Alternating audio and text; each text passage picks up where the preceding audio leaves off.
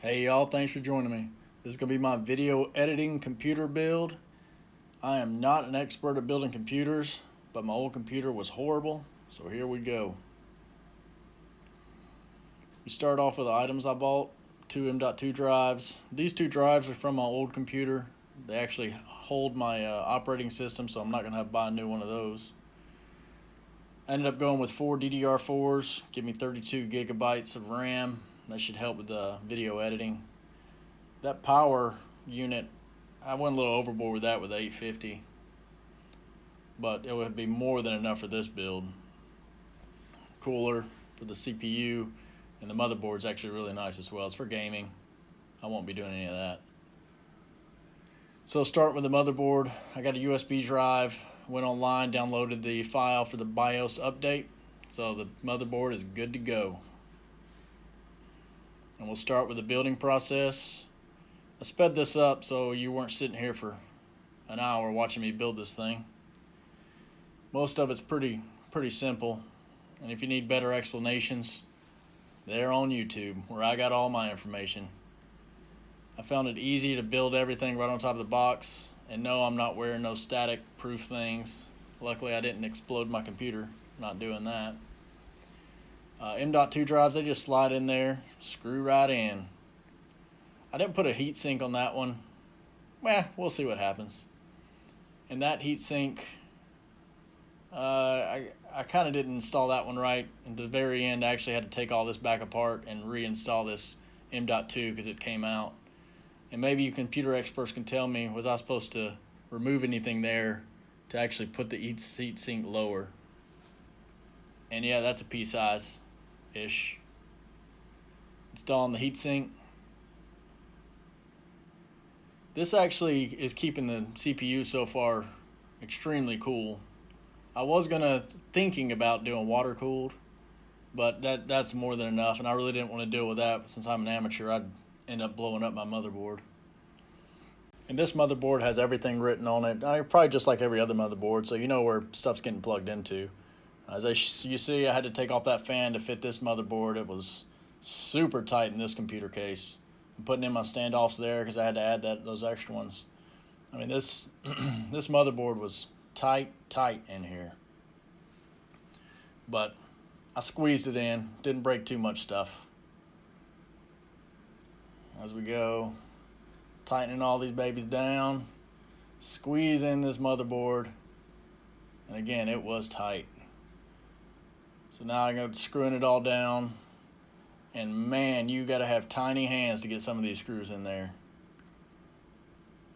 Yeah, this was probably one of the bigger pains in my butt to put on, but I got it done, and I didn't break anything, which we're fortunate about that.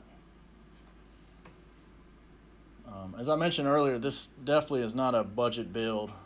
I think we're over $2,000 with all the items I bought. Most of the stuff I got off eBay, but still, I mean, it was pricey.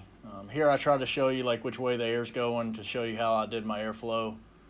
The back is blowing the hot air out, doing a little cable management here. I'm not really a neat freak, but I did want this to look pretty good. My SSD, I mean, I'm new in all this. It was a little bit of a pain in the butt to get the power in there because it was squeezing so tight. But I mean, it hasn't messed up or bothered me yet. I'm just screwing in the SSD from the back side, and I'm really going over this like piece by piece of how I put this computer together. Most of the videos I see, it kind of jumps through some stuff, so I mean, this is piece by piece. This is my hard drive, 1 terabyte. This is where I'm going to store most of my pictures or videos. I mean, a terabyte is usually more than enough, but I mean, in this build, I'm going to have, what, 2.12 terabytes? Or, yeah, 2.12 terabytes. Also, I mean, for computer experts, maybe throw down in the comment section. For my fans, I just put them all in series and then plugged them directly in the battery. I didn't even plug them into my motherboard because I mean, I really didn't like the way that looked. All right, here goes one of my problems. First off, I kind of know where these go, and then I kind of have no idea where those go. So I'm just plugging him here and there. And this is, so if you're building a computer, don't do what I'm doing right here. Don't put your power supply in before you're pretty much done with the build. Because throughout this build, you're going to see me keep messing with this thing because I got to plug more stuff into it. And man, that was a tight fit too. So I install this completely. I mean, I screw it into the computer case and everything. And this was another big pain in my butt because I didn't want to pull the whole thing out when I'm having to plug more stuff into it. I mean, I didn't even plug the fans in this thing yet. So it was definitely a headache. But it managed to all get plugged in eventually. This little thing was a lifesaver. This little gigabit helper tool, because I don't know if I would have figured out where to plug all these little tiny wires into my motherboard. I mean, the motherboard is written, like I said, it has it written on there, but this was cake. You just plug it into this little apparatus, and then that plugs into your motherboard, so you really ain't got to worry about it. And it's all written on there where the little things go. Like I said, it plugs right in your motherboard. Here, I kind of plug everything in. I mean, I have this is all for your case. So I have audio, USB. I have 2 USBs, and I have one USB 3, which is a faster USB port. So I plug all this stuff in, all nice and neat, looking good.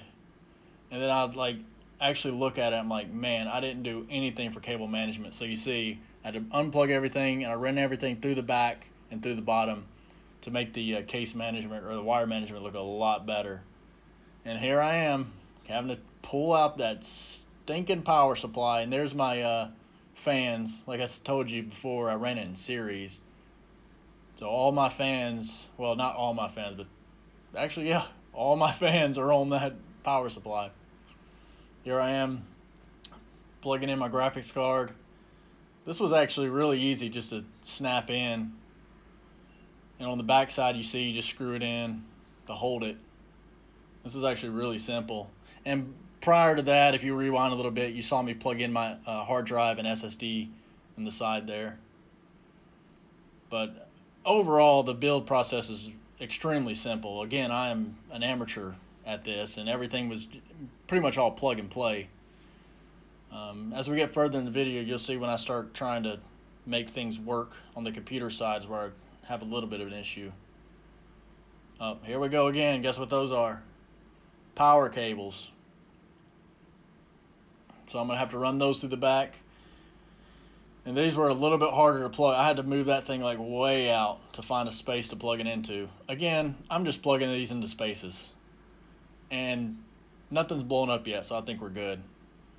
If you're a cable management freak and you like things nice, you might want to skip this part, because I kind of get a little frustrated and just tap it down and shove the back on. There we go.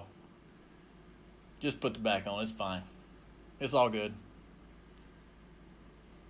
And there she is, putting on the top.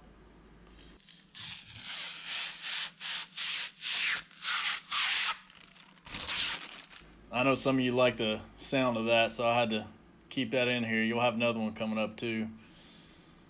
But I mean, this was simple. So just putting on that glass case, which is super dark. I didn't even know I had any RGB on anything, but I do have RGB on the CPU cooler.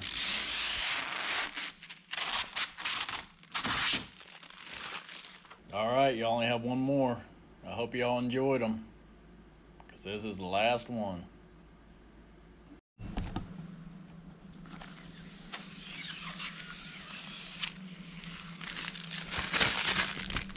And there she is, all finished. Turn on the power supply, and there's your RGB. Look at that. Like a professional. Yeah, I know that's not a computer monitor, it's just a TV screen. Oh well. So get all my mouse and keyboard ready. You see it's already starting up. See that? I guess I did do everything right. So one of the first things you want to do is go ahead and open up the BIOS. I let this go all the way through because I actually had operating system. But I went through the BIOS and I noticed, I mean, almost everything was in there.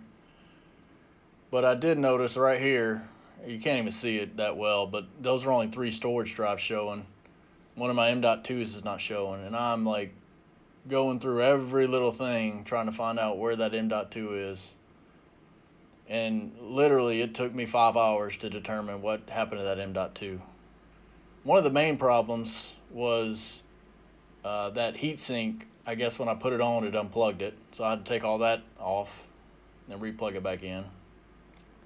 But here in a second, I'm going to actually slow down, because one of the things I did change in here, right there. So I actually sped up my DDR4, my memory, to the actual capability of what it's meant for, the 3200. I think I had it restricted down to like 2600 or something, so I brought it all the way to the 3200. But this is pretty much for the next 5 hours. I messed in BIOS, and then I also updated my BIOS for the motherboard. And this is what I'm doing here, is I'm actually updating my graphics card. So that's something important. Whenever you do a new build, update everything from the manufacturer. And I actually stepped away to find out exactly what kind of graphics card I had, because I don't know any of this stuff, so I had to pull it off the box. So I updated my graphics card. Like I said, this was a pain in the butt to get started. That right there tried to get me to sign up for something. I was like, nope, X'd out, and just updated it. Also, I had to download a program, so I moved my operating system from my SSD, solid state drive, to my M.2. And whoa, see that? It's nighttime now. I'm actually showing you what I eventually figured out. Both my M.2s at that time weren't showing as storage. So I had to go into settings. I had to go to manage storage, I believe it was, because it put both of my M.2s in a pool storage right there. You see one of them there. I took one of them out and it actually worked. I was like, thank goodness. Because as you saw, it turned from daytime to nighttime, because I sat in front of that computer for hours trying to figure it out. Here I'm trying to remove it from the pool. It won't let me. I tried twice, and I was getting kind of frustrated towards that point, because I thought I had it all figured out, but really I just had to sit back and read what it was telling me. See, I tried again, try to remove it, and again it's going to tell me it's not going to get removed, because I actually have to delete the actual pool. So I'm looking, I'm reading around, and I eventually see the delete button. So I'll delete the storage. It's going to be on the right bottom right there. And there we go. So then you go back to disk management, and it'll just show both my M.2s right there. And that way you can format them. And then I do the old heaven benchmark, like I see all the other computer guys do. And I really have no idea what I'm doing. Pretty much I'm just looking at my the temperature of the GPU, and also how much of the GPU. I mean, it's using almost 100% of my GPU, but I mean the CPU wasn't even touching. And I sped this up a little bit, because it's like I don't know, like 5 minutes running through this. And then about midway through, I'll check my temperatures again.